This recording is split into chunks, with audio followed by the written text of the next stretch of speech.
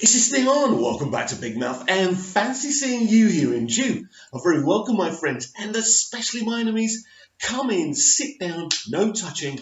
I don't do the touching. And welcome to Saturday's edition of the DC Movie and TV Daily. And we've got lots of DCEU content for you today. I've got some screen caps from the upcoming Birds of Prey teaser trailer. I can't show them to you on the screen, but I've got them on my device, so we'll have a look at them.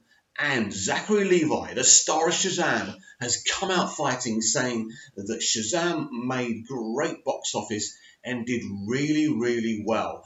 I absolutely agree with that. No, not every movie has to make $1 billion. That film cost over $100 million to make and made just under $400 million. So that's a great return. It's also the lowest return in DCEU history, but also the budget, and this is what the haters don't tell you, the budget is the lowest in DCEU history as well. It's a really good film, a really charming movie. It works, it made profit, and that's all that matters.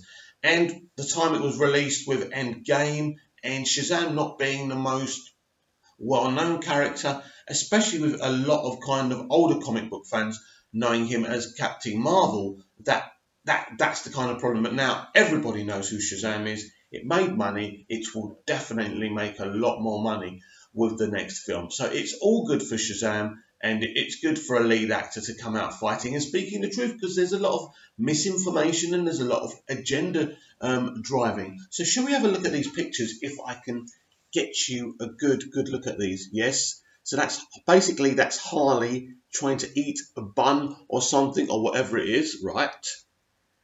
Then she's about to whack the living shit out of someone, which is how we want to see Harley, right? And that's Harley again. And they're the ones I screen capped anyway. But there's actually a lot more. There's actually a lot more than that going around. I mean, I don't see the need to be able to see all of them. I just thought I'd screen cap a few. People are saying these are leaked images. They don't look like leaked images to me. Well, if they're leaked images, they've been leaked by Warner Bros. It's all been done on purpose, because some people have been quite negative about Birds of Prey.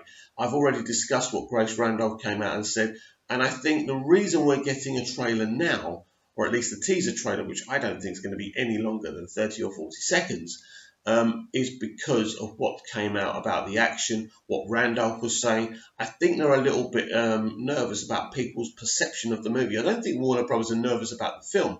They're extremely confident about the film because they know it's going to be a good film, because they've seen at least a version or two of it, and that's fine. But I think the perception of it, and I think when you think about it, where are we now? We're about to hit September, so that's October, November, December, January, February. We're 5 or 6 months out. So kind of that's when the marketing does start. But they don't have to really start the marketing now. They could have waited to November, December, So at the end of the day, I think they want to bite back and say, look, we've got something special on our hands.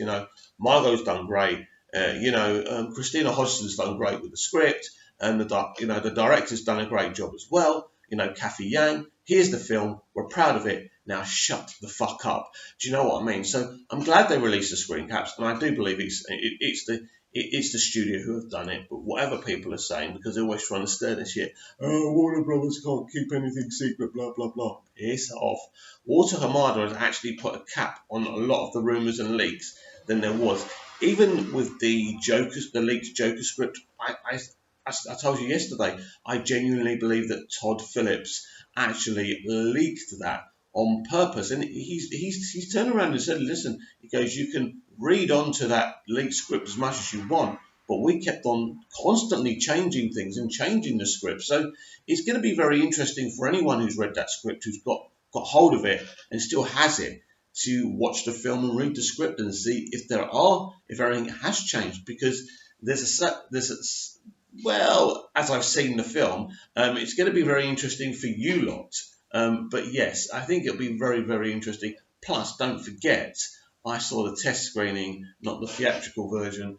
And as I always tell you, the theatrical version is very different to the test screening. Very, very different. It's just a test screening. It's just to give you an idea. So you sometimes see a totally different film, which is amazing, really, because you see a test screening and you kind of think, well, they're letting me see this film, but then they could dramatically change this. And then I've just said, this is great. It's quite dangerous to talk about test screenings, and because I've been so excited about the Joker, and I don't think anything they change makes an ounce bit of difference to me. And I've been thinking about this quite a lot. We've never really thought about this. I was watching a documentary on YouTube about Joaquin Phoenix, and just to see his career, his struggles, knowing that he lost his brother River, who was one of the biggest stars of the 90s, and to think that actually his family were involved with a religious cult, which lots of bad things were going on. So he's been through so much, and he has suffered with mental health disorder to a point. He has suffered with alcohol abuse, um, and he's come out the other side. He's had great performances in films that have flopped, where critics have totally been divided on his performances. He's made films knowing they're not going to make a lot of money. And then you look at the decision for Joaquin Phoenix to play the Joker. I don't think I really thought about that before. Joaquin Phoenix is going to play the Joker. Now, of course, he's not the first big name to play the Joker. Jack Nicholson did it, and we were all shocked at the time. We're thinking, why is Jack doing this? He doesn't have to do this. He doesn't need it. I don't know if he needed the payday. It would have been considerable. He got more money than Michael Keaton, and surprise, surprise, he got first billing over Michael Keaton. Yeah, in the first Batman film, directed by Tim Burton, Michael Keaton gets second billing. Don't forget, in Superman the movie, Christopher Reeve doesn't even get second billing. I think he may even get third or fourth billing, which is even worse, really. Which I don't think is right, no matter how big a star you are. But that's how Hollywood works and always will work. So I was thinking about this. I think, bloody hell, Joaquin Phoenix, one of the greatest actors and personalities of this generation, but not just this generation, in movie history, is going to be in a DC film. We've had Jeremy Irons, we've had Kevin Costner, we've had Russell Crowe. You're talking about legends and icons of the screen. We seem to get a lot of those. Don't forget, Superman the movie, as I said, did have Marlon Brando and Gene Hackman, and then of course Jack Nicholson playing the Joker. But this is special, considering how much money the MCU is making and how popular it is, and what a struggle it's been for Warner Brothers to launch this DC cinematic universe to the mainstream audience, considering the subject matter and what it was about and who was directing some of those films. It's interesting now. You've got Joaquin Phoenix making a film for the mainstream. Joaquin Phoenix is a very controversial character. He's a few years back said he doesn't believe in accolades like the Oscars. He thinks it's a bunch of bullshit. And at the time, it did seem like the Academy were taking those comments seriously. You see, Joaquin said that he believes that making a film, you're making it with a group of people, and everyone deserves to get the plaudits. He did come out a few months later and apologise and said, well, listen, I don't mean to disrespect any awards, including the Academy Awards, but what I meant to say is it's a group effort, and I just think it's not fair that not everyone can win the awards. So probably his people said, you better say you'll never win an Oscar, mate. And we're in a situation now where Joaquin Phoenix doesn't ask for awards, doesn't really want awards, but he could win the Venice Film Festival prize. He could win so many prizes. He could win an Oscar for the Joker movie, a DC movie. It's unheard of. It's interesting last year how much effort Disney went to try and at least get Black Panther nominated. And it won a bunch of awards that nobody will ever talk about again, right? Best clothes, who gives a shit, right? I don't know, were they nominated for Best Picture? I can't remember. I don't think they were. No, I think they were nominated for Best Picture, but the lead actor, who I think is a very good actor, by the way, wasn't nominated for Best Actor. They couldn't get him in that role. So very, very, very difficult. So whether he gets a nomination, I would think he would have to. But we'll see. Look, Hollywood are very anti comic book movies. Even the accolades that were given to Black Panther were Disney forcing the issue, and they couldn't even get him a Best Actor nom. Just remember, they couldn't get the lead actor a Best Actor nom, right? Not that he deserved it. He didn't deserve it for that role. He's a really good actor, as I say, but let's get serious. And I'm glad that they didn't win Best Picture or Best Actor personally. But it's interesting now because you look at this movie and only judging on the test screening, this is a film that deserves its plaudits, that deserves the reaction it's getting. Already without seeing a film, people are dressing up like Joaquin's Joker, saying the kind of things that he's been saying in the trailers. It's amazing. And it does remind me for the buzz, because there wasn't much buzz for Heath Ledger before The Dark Knight. It was only after people saw it that people were obsessed. I think it's interesting. I think Joaquin purposely chose this role. He knows what it means. He knows what this character means to people. And he knows if you get this character right, as Heath Ledger did, it means immortality. And for Heath, it does.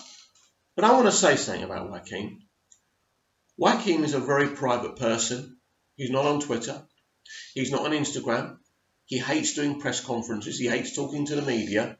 He does it because he has to and the studio forces it to. So this is a very shy individual who's decided to join our community. I don't want to hear people having a go about him because he's not part of the Zack Snyder universe. I don't want people saying nonsense when he's come in. He's shed a bunch of weight to do something special here, and he's immersed himself into the character. No one works harder as an artist than Joaquin Phoenix. So I don't want to hear this community or see this community being negative towards a man who's given our community so much as an artist. Because for him, it won't be about the money. It'll be about the art. Show him how much we love him, how much we have gratitude to him. He was asked to play Doctor Strange in the MCU. Us DC fans always have a good laugh about that. But he's had such a tough life, so many challenges, and for him to play, nobody knows, as I said, more about mental health disorder than Joaquin. And to put it into this character, and what I've seen in the test screening and in the trailers is amazing. Is amazing. As I've said before, being someone who's suffered with poor mental health and other things, and I've tried to overcome them. You never overcome them, by the way. You control them to a point. It's like a ticking time bomb. But, you don't get cured of mental health problems. It's as simple as that. And Joaquin will know that. What he's doing within this film is extremely special. Appreciate him. Embrace him into this community. Because you don't know what it's like to lose a brother at a young age or go through the things he has or to live his life the way he's had to. He is a controversial figure, but I'm sure that's not purposely done. But he has lived an interesting life so far. And for this special artist and for this special talent to be joining our community, to be coming in to make a DC movie, whatever type of DC movie it is what it is. And I've seen it, and it's not a typical comic book movie, but it shouldn't have to be. A comic book movie shouldn't have to be a certain way. It should be whatever that creative wants to make it, right? And as long as it's a good, engaging movie, we should be fine with it. So I welcome Joaquin Phoenix into the Hall of Fame of DC movies. A really special moment in film history is coming. And you and I are here to be along for the ride. And believe me, the days of us worrying about a reaction to a DC movie are over. And it's thanks to Walter Hamada, the unsung hero. Imagine being Walter Hamada and coming in after Justice League. Yeah, thanks Kevin Sujihara for bringing me in after you created this shit show. You want me to fix this now? Yeah, I'm really sorry, and I'm quite busy having sex with actresses I've got to get jobs for later. But if you could sort that out for me, Walter, that'd be great. So Walter Hamada comes in, right, to sort this mess out. But bloody hell, does he and his New Line Cinema team sort this mess out? over $1 billion for Shazam. No, sorry, Shazam wishes it had over $1 billion, but Aquaman over $1 billion. Shazam making over 4 times its original budget. And, we've got the Joker movie next, which is totally from Walter Hamada and Todd Phillips, something they've come up with, and hoping if it's successful to create a black label of movies. Birds of Prey next year, Wonder Woman 1984, the Flash movie, the Batman movie, the Suicide Squad movie, the New Gods movie. You name it, they're doing it. It's a very exciting time. And it's thanks to Walter, really. Because, I don't think any other studio but Warner Brothers could have dug themselves out of this mess. And that's my opinion. So I congratulate Walter Hamada for doing a superb job for putting this franchise on a level which is doing really well again and has a great perception to it. But this is just the beginning under Walter. Things are going to get better and better. So we're going to see Crisis on Infinite Earths attempted, as I have said many times on these videos. Can they pull it off? Can they actually pull off an awesome, epic Crisis on Infinite Earths crossovers? It's interesting, really, because I haven't watched Arrowverse, 2 or 3 seasons now? And I find myself thinking, I'm going to have to start watching these shows, mainly to talk to you guys about them. But I am a DC fan. I did love the first 2 seasons of The Flash and Arrow. I thought the first season of Legends of Tomorrow was solid enough, quite enjoyable. And I thought Black Lightning, and I only watched half the first season. I stopped watching that as well, not because I didn't like it. It's just I just got distracted by other things. It's really hard for me to watch a lot of TV now because I'm writing, I'm creating the first English-speaking dramas on Separate TV. So it's really difficult to watch stuff now. Literally, it's movies. I kind of Krypton. I'm still a couple of episodes behind that. Lucifer, which I love as well. So I am way behind, and I'm certainly not going to binge watch the last 3 or 4 years of Arrowverse. But what I am going to do is start with this season, and I think that is a great, jumping off point for any fan who's kind of interested in Arrowverse again because of this crossover. And do I think they can make a success of it? I think in the elements of having consequences to what they've set up. No, I don't believe they can make a success of it. Why is that? Because I don't think they're going to kill off Oliver. I don't think that they're going to kill off Grant Gustin's Flash. That would be too brave. Because there's other versions of the Flash who could take over. But you wouldn't really want to replace an impeccable actor like Grant Gustin. He's too good for this show. There's no question about it. I've always said it. He could get a role in any film. He should be winning awards. He's brilliant. But I think if we lost Grant's The Flash, because this is the final season of Arrow, I think that it would give character consequences. But this show isn't about that. So I don't think there's going to be proper character consequences. And we'll definitely see Felicity in the final season of Arrow, because this is how it works. We had these big announcement last year. She's leaving, she won't be a regular. No. Alison Mack wasn't a regular in Smallville, but they brought her back now and again, which I always found an interesting decision with Alison. She claimed she wanted to do theatre. She couldn't do it because she was committed to Smallville all those years. But the thing is, Alison, obviously you've got more important things to think about now than your decisions in your career. But I think she could have waited to the final season. In the sense of Felicity, I'm not a big Felicity fan. I liked her in series 1. She became annoying to me in season 2 when they kind of made her Oliver's romantic interest, and all the shippers just have been driving me crazy ever since. I think it's interesting to me that Arrow's been cancelled, changing the tact a little bit. I think that I look at it and I think this was the first one. Probably one of the more popular ones ratings-wise, because Supergirl and Legends do crap in the ratings. They really do, understandably, because they're not very good shows. They're not very entertaining shows. They're actually quite kind of dull, especially Supergirl, right? Supergirl had so much potential, and they ruined it. And I think about it, and I think about the deep reasons why Arrow's being cancelled. Now, Stephen Amell's come in to take the bullets and claim, he decided a couple of years ago that this will be his last year. He didn't want to do it anymore. He didn't want to work in Canada anymore. Sorry, Stephen. I love you to bits. You're a great young actor. Your charity work and your humanity are absolutely beautiful, but I don't believe a fucking word you say. This show was cancelled for other reasons. I believe this show was cancelled because Arrow is a male lead, and he's an alpha male lead. And I think since season 3 of Arrowverse, whether it's The Flash or any of the other shows, they've been very, very anti-male and very gender politics driven.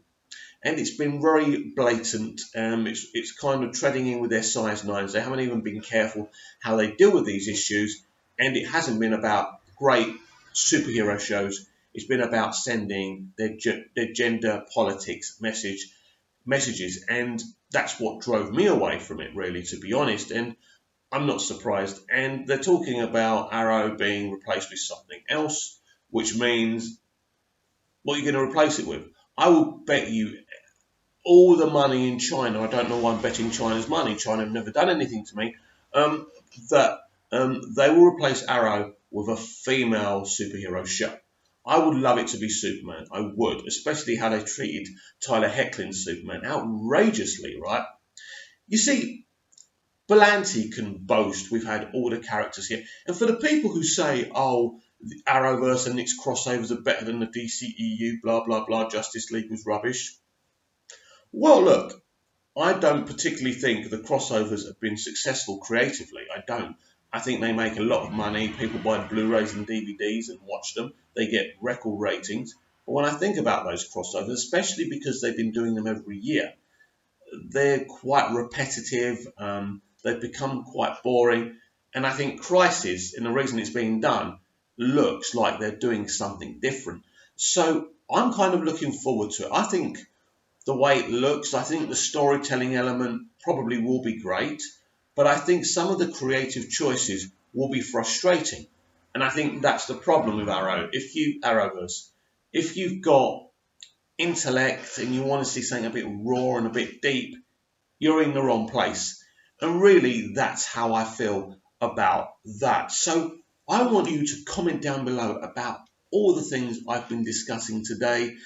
Birds of Prey, are you excited for this trailer? Of course you are. How can you not be? When you sit there and think Joaquin Phoenix is going to play the Joker, do you get as big a boner as me? Well, nobody ever gets a bigger boner than me. Look, I'm gifted, basically. That's what I'm saying.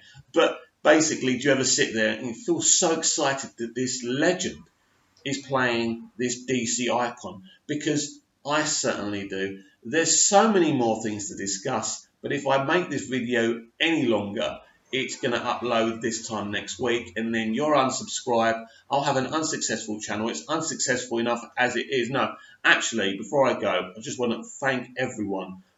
I'm not sure if it's changed because they do go up and down, but I think I've got about 121. No, sorry.